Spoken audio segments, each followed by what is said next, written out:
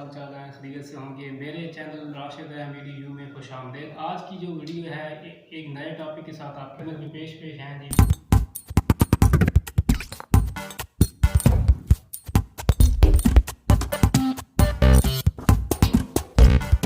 तो जो वीडियो आज आप लोगों के लिए लाया हूँ उसमें हमने पढ़ना है commutative law over union and intersection. ठीक है, कम्यूटेटिव लॉ क्या होता है? कम्यूटेटिव लॉ क्या होता है जी, मैं आप लोगों को सिंपल बता देता हूँ कि यहाँ पे हमारे पास एक सेट है। कम्यूटेटिव लॉ लिख लेते हैं, कम्यूटेटिव लॉ। ठीक है, कम्यूटेटिव लॉ होता क्या है? कम्यूटेटिव लॉ क्या बला है, किस बला का नाम है? कम्यूटेटिव लॉ किस बला का नाम है? Commutative law. तो ये अगर सपोज हमारे पास एक ए यूनियन बी है तो बी यूनियन ए क्या होगा? इक्वल होगा। ठीक है, यहाँ पे इसकी लेफ्ट हैंड जो साइड है ना, ये वाली लेफ्ट हैंड साइड और ये राइट हैंड साइड क्या होंगी? आपस में इक्वल होंगी। ये क्या होता है? कम्यूटेटिव लॉ होता है। ठीक हो गया। तो कम्यूटेटिव लॉ दो पे होता है, एक होता है यूनियन पे और दूसरा क्या होता है? इंटरसेक्शन पे, टकाते पे। ठीक है, यूनियन पे कम्यूटेटिव लॉ अप्लाई होता है और दूसरा इंटरसेक्शन पे होता है इस टॉपिक के हिसाब से। वैसे तो ये और भी हो जाता है, लेकिन यहाँ पे क्या होगा? ए यूनियन बी है, बी यूनियन ए है, तो ये क्या होंगे? इक्वल होंगे। इसको हमने अब क्या करना है? कम्यूटेटिव लॉ ओवर इंटरसेक्शन या ओवर यूनियन फाइंड आउट करना है। तो सपोज हमारे पास एक सेट है ए। ठीक है, ए सेट में हमारे पास मेंबर्स हैं जी 1 2 3 4 और ये 5। ठीक है, और इस तरह हमारे पास एक और सेट है और उसका नाम है बी। क्या है? बी है। इसमें क्या है जी? 2 4 6 और ये 8 ये मेंबर्स हैं, एलिमेंट्स हैं। तो अब हमने क्या करना है? इन दोनों सेटों पे का कम्यूटेटिव लॉ को क्या करना है? ओवर यूनियन फाइंड आउट करना है। ठीक है, कम्यूटेटिव लॉ ओवर यूनियन। ठीक है, कम्यूटेटिव लॉ ओवर हमने क्या करना है? यहाँ पे यूनियन फाइंड आउट करना है। ठीक हो गया। तो यहाँ पे आप सबसे पहले क्या है जी? मैंने लिख दिया A union B is equal to B union A. इसकी लेफ्ट साइड जो है वो राइट साइड के क्या होगी? इक्वल होगी। जब हम फाइंड आउट कर लेंगे तो क्या होगा? इसके इक्वल होगा। तो अब देखते हैं जी, सबसे पहले जो क्या है इसका, ये A union B is equal to B union A. ठीक हो गया। तो अब हम ये वाली साइड जो है ना, इसको पहले करते हैं कि लेफ्ट हैंड साइड को करने के लिए हम सबसे पहले क्या करेंगे? सॉल्व करने के लिए ए यूनियन बी लिखेंगे। यहाँ पे सबसे पहले क्या होगा? ए की वैल्यू आएगी। किसकी आएगी? ए की वैल्यू। ए की वैल्यू क्या है? ए की वैल्यू में 1 2 3 4 और ये क्या है?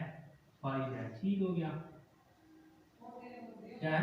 5। ठीक है, तो अब यहाँ पे दरमियान में कौन सी अलामत आ रही है? यहाँ पे दरमियान में यू आ रहा है, तो हमने क्या करना है? यहाँ पे भी यू लिख देना है। एज इट इज यूनियन की अलामत होती है तो यू लिख दिया।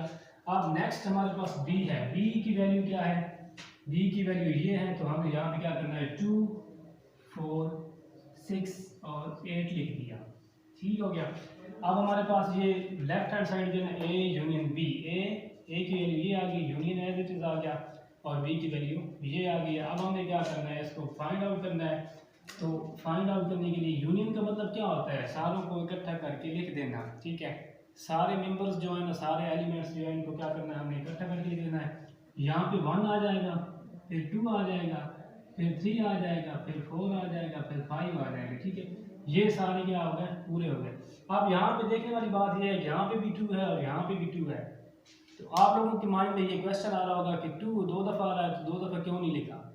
इकट्ठे करके जो लिखने हैं तो फिर 2 यहाँ पे 2 दफ़ा आ रहा है तो उसको हमने एक दफ़ा क्यों लिखी है? क्योंकि सेट की जो डेफिनेशन है उसमें क्या होता है? Well defined and distinct object. ठीक है, तो यहाँ पे 2 दो दफ़ा नहीं आएगा बल्कि सिर्फ एक दफ़ा आएगा। उसके बाद 3 आ जाएगा, ये वाला 4 आ जाएगा, यहाँ पे भी 4 है, यहाँ पे भी 4 है। तो हमने क्या किया? सिर्फ इसको एक दफ़ा लिखना है। ठीक हो गया। फिर ये 5 आ जाएगा। 5 के बाद अब देखिए यहाँ पे क्या है? 6 है, तो यहाँ पे क्या आ जाएगा? ये 6 आ जाएगा यहाँ पे 6 और ये क्या है? फिर 8 है। ठीक हो गया। तो ये हमारे पास क्या है जी? कम्यूटेटिव लॉ ओवर यूनियन है, ए यूनियन बी है, तो यहाँ पे हमने क्या किया, ए यूनियन बी को फाइंड आउट कर लिया, ए यूनियन बी, ये लेफ्ट हैंड साइड है। अब हमें क्या करना है, इसकी राइट हैंड साइड लेनी है, लेफ्ट हैंड साइड हमारे पास होगी है बी, अब हमने क्या करना है,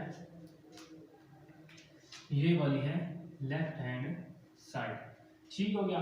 तो अब हमने क्या करना है, right hand side find out करनी है, तो यहाँ पे आ जाते हैं राइट हैंड साइड के लिए, और ये क्या होगा हमारे पास, B union A is equal to, हमने क्या करना है, इसको फाइंड आउट करना है, बी यूनियन ए को हमने क्या करना है, फाइंड आउट करना है। तो यहाँ पे फाइंड आउट करने के लिए क्या करेंगे कि सबसे पहले बी की वैल्यू लिखेंगे, बी की वैल्यू यहाँ पे क्या है, ये बी की वैल्यू है, तो बी की वैल्यू हमने यहाँ पे क्या लिखा, B union A, B union A is equal to, B की वैल्यू यहाँ पे क्या है, 2 4 6 और 8 है, 2 4 6 और ये 8 है। यहाँ पे आप देखें जी यू है, यहाँ पे क्या है, तो यू का हमने क्या किया, एज इट इज लिख दिया, ठीक हो गया। अब जी हमारे पास सेट ए की वैल्यू क्या है, 1 2 3 4 5 है, तो यहाँ पे हम क्या करेंगे, 1 2 3 4 और ये 5 लिख दिया।